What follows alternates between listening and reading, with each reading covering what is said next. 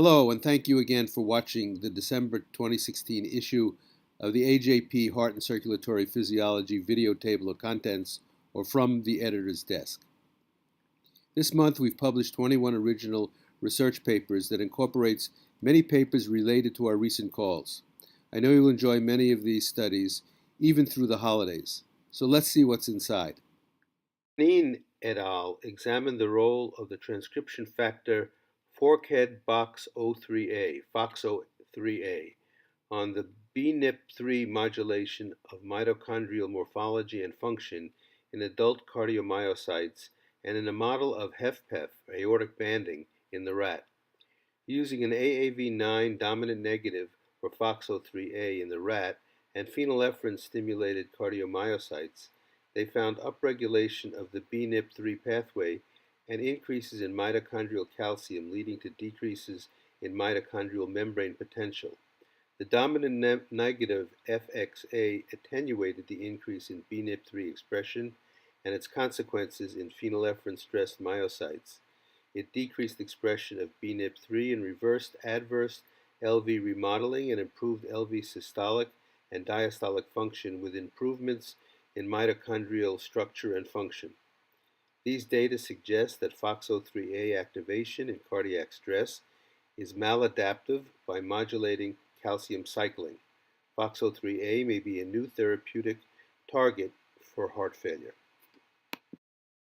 An important methodological paper, Sonobe and Hausi, describe a method for measurement of cardiac hydrogen sulfide levels, potentially useful to the growing number of investigators in this field.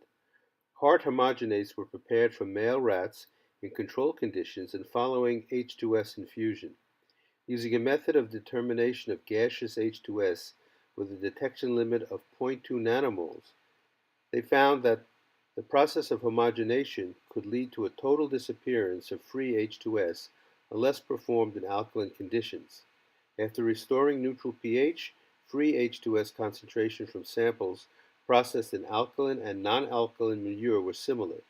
These data suggest that free H2S in heart homogenates is not a reflection of H2S present in the living heart, and that the pool of combined sulfides released in a strong reducing or acidic milieu does not increase in the heart in a measurable manner after toxic exposure to sulfide.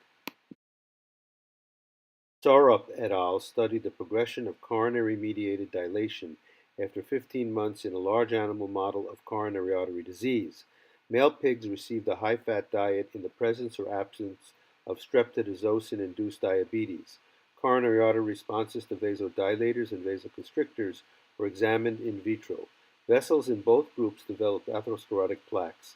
Interestingly, both groups showed normal bradykinin vasodilator responsiveness. However, endothelin-1 responsiveness was greater in high-fat diet and diabetes plus high-fat diet versus normal animals due to increased ETA and ETB-mediated vasoconstriction. Although the overall vasodilation to bradykinin was unperturbed, the relative contributions of the NO and EDF pathways were altered.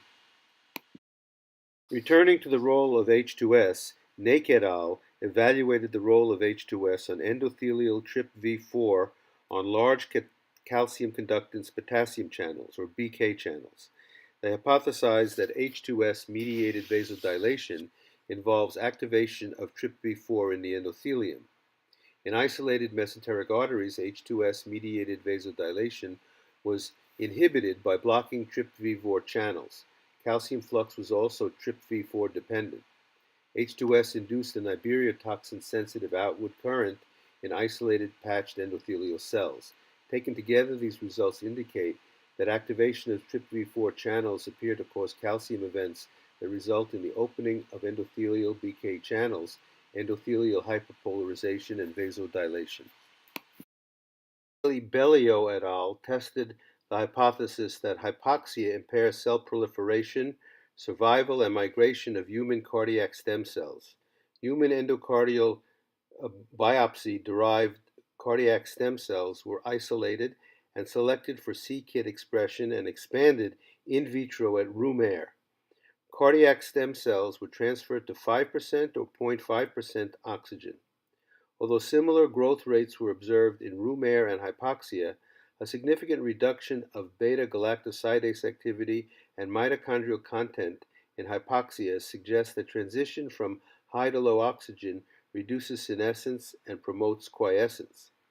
Physiological oxygen levels, 5%, increased migration compared to room air and hypoxia, 0.5%. The finding that 5% oxygen is optimal for in vitro parameters of cardiac stem cell biology suggests that standard room air may diminish cell regenerative potential. Thank you for watching the December video table of contents. AJP Heart and Circulatory Physiology is proud to let you know that this month Google Scholar has ranked us third of 20 physiology journals for 5-year H-index citations. Go see for yourself. From all of us at AJP Heart and Circ, including Kara Hansel-Keehan, Michelle Gaffney, all of our associate and consulting editors, we wish you a happy holidays and a productive 2017.